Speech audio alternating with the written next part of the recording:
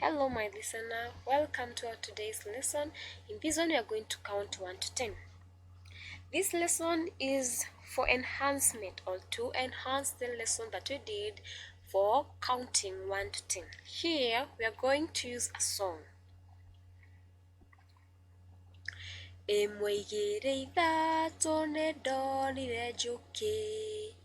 Ĩmwe igĩrĩ ithatũ nĩndonire njũkĩ. Again. Ĩmwe igĩrĩ ithatũ nĩndonire njũkĩ. Again. Ĩmwe igĩrĩ ithatũ nĩndonire njũkĩ.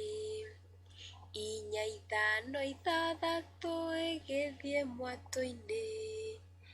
Inya ithano ithathatũ ĩgĩthiĩ mwatũ-inĩ.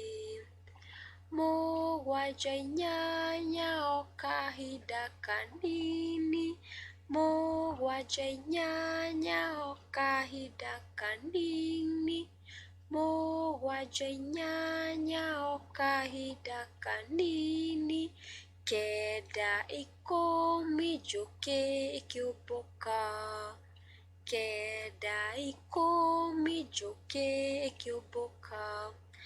Now, my listener, let's go through it once more.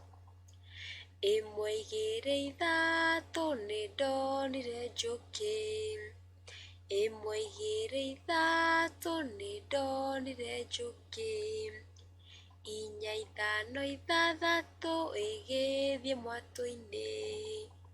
Mũgwanja inyanya o kahinda kanini.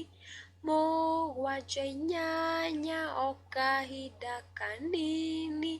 Kenda ikũmi njũkĩ ĩkĩũmbũka.